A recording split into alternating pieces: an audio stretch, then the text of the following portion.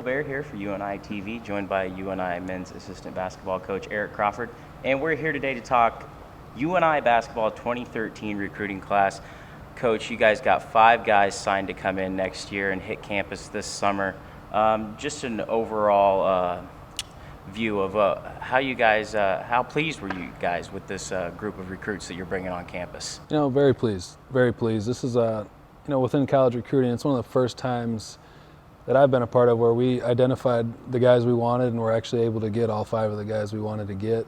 And the process started 2-3 years ago where we were identifying prospects. Some of them were easier, like Jake Cook and Adam Cook's younger brother, but the other ones, Jeremy Morgan, Clint Carlson, some of those guys were all guys that we saw, we really liked. We offered scholarships to just those guys, and we were able to actually follow through and get all of them. Well, it was great to be able to see the 5 signings, and what's even better is these are kind of local guys, and it'll be easy for the fan base to probably rally around this group.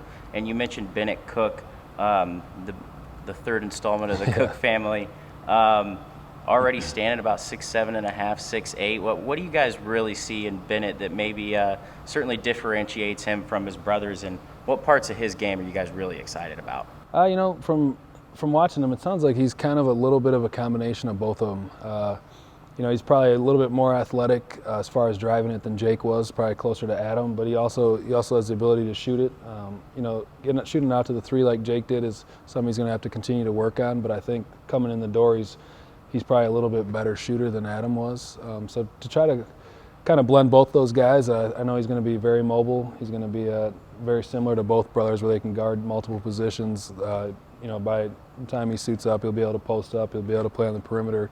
And hopefully it just becomes one of those kind of mismatch nightmares for teams in our league just because of how versatile he is. And I think he's going to end up getting closer to about that 6'9" mark by the time he gets here. I know both Adam and Jake both grew once they got on campus. Yeah, so. Absolutely. It's you already hear the speculation that he could get as tall as 6 feet 10, 6 feet right. 11. Yep. So having a big man like that would be great. We haven't had anybody that height since Jordan Eagle-Cedar. Right. And we know what kind of contributions Jordan was able to make. Yep. Sticking with the big men, you guys signed Ted Friedman, the 6'8", 6'9" forward out of Ankeny. How much did you get to see of Ted, and how excited are you guys to have Ted coming to campus? Very excited, very excited. We got to see Ted quite a bit. He came down for our camps. We recruited him all summer long for the last 2 summers, and he was just one of those guys who's in-state, definitely good enough to play for us. But we knew he was going to be a challenge to get. There were some of the BCS schools that were kind of messing with him, keeping him interested. But luckily enough for us, he found a great fit here for him and a place that he can see himself playing and being very successful. So from that standpoint, we were very, very excited to get him committed. He's going to be a type of kid that's going to be big enough to guard the post one-on-one, skilled enough to score in the post. He can play from the perimeter a little bit. He was really good this summer at catching it at about 10, 12 feet and facing up and kind of playing from a face-up, kind of like what Seth Tuttle will do a little bit. Absolutely. But just another guy that moves really well. He'll blend in really well with our defense. We think he'll be a great post defender. He plays really, really hard, and we also think he'll be a really good rebounder for us. Great. Sticking with the big men, 6'7", 6 feet 7 inch Clint Carlson out of Waverly Shell Rock. Coming from a smaller school like Clint does, what's going to be the challenge for him adjusting to Missouri Valley Conference level play? Well, I don't think it'll be as big of an adjustment as we would think. He's going to come in as ready to play as any of our guys physically. He's going to come in probably weighing 215 to 225, and he's big enough where he's not going to get pushed around. So a lot of freshmen really struggle in that regard, is just the physicality of the game. Well, Clint's a very physical player already, so he'll be fine from there. And then I think his, playing on his summer teams, I think he's got, a chance to play against a lot of guys that he'll play against next year and the years to come. So I think blending those 2 things, I think he'll be ready to play, right away once he gets here. Okay. Switching over to the guards, Robbie Knar out of Mundelein High School in Illinois. You talked about how Ted was flirted around with some BCS schools. It really sounded like that was the same case with Robert. How were you guys able to go out of state and grab Robert, and what do you guys really like about his game? Well, we're pretty lucky with him as well. We were able to track him all last summer, get him to campus a couple times. He's been to a bunch of games. And I think just the way we were able to get Robert Dunn was just that the relationship that Coach Johnson had built, and then once Coach Johnson left, I kind of took over recruiting him as well, and then just that comfort level of playing for Coach Jacobson and playing in our system really fits what he's really good at. And I think as he evaluated his options, he put a high priority on the type of guys he'd be playing with, the type of coach he'd be playing for, and the type of atmosphere he'd be playing in. And I think he really fell in love with coming to the games at the McLeod Center and really wanted to be a part of that. And I think the fit was just perfect for him, and it worked out really well for us. Absolutely. And how much easier does it make it for you guys when you go out on the recruiting trail and you have people on your roster like Seth Tuttle and Deion Mitchell that have already earned these accolades and all this respect? It makes it a lot easier. The Sweet 16 and all the tournaments get us in the conversations. But then as we're talking to kids, it's so much easier to point to those two guys or other guys that have either played, and especially with kids that are going to be incoming freshmen, saying you can look at a guy like Seth Tuttle and Deion Mitchell. Both those guys came in as freshmen and they played right away. Absolutely. And that's a big thing that a lot of guys are looking for. They want to be able to go to a place where they're going to play. And I think the fact that we do play freshmen, Matt Bohannon played 15 plus minutes a game this year. Coach Jake's not afraid to get you out there, throw you in the fire, and get some experience so that later on in your career, you're already, you're ready to perform at the highest level. And I think on the recruiting trail, telling recruits that, we have had freshman years with Seth Tuttle, Eric Coleman, we've had guys like that, numerous guys on the all-freshman team, that you're going to come here and if you're prepared and ready to go, you're going to play.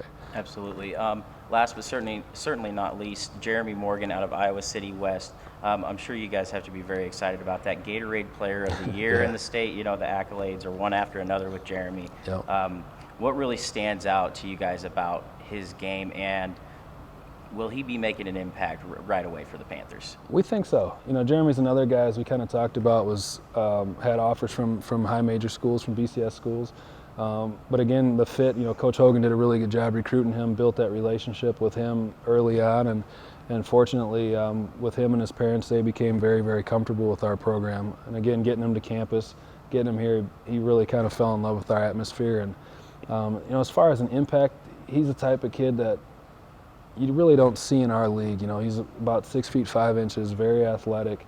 So he'll be one of the bigger wings in our conference, and a guy that's just extremely versatile. He can do it all. He's very good with the ball. He can shoot it. He can drive it. He's very good in transition. And I think one of the things we really like about him is he's going to be really good defensively. He can guard the 2, 3, and could even guard the 1 with his lateral quickness. So I think that whole package of how athletic he is combined with his skill set, we're very excited to have him on campus. If PJ was recruiting him, I would expect he's going to be a great defender. Absolutely. Absolutely. Sticking with Jeremy quickly, what do you guys expect? Could he possibly bring some new wrinkles into the offense? Because Panther fans are used to the 3 guard sets. Right. The running 3 guys out there, 6'2", 6'3". It's what we've been used to with Anthony and Mark. Do you expect to be able to maybe do a few more things offensively with Jeremy? Yeah, I think first thing that comes to mind is posting him. Yeah. We'll look to post him a little bit, and it might not necessarily be on the block, but we might post him at 10, 12 feet and let him face up and play from there.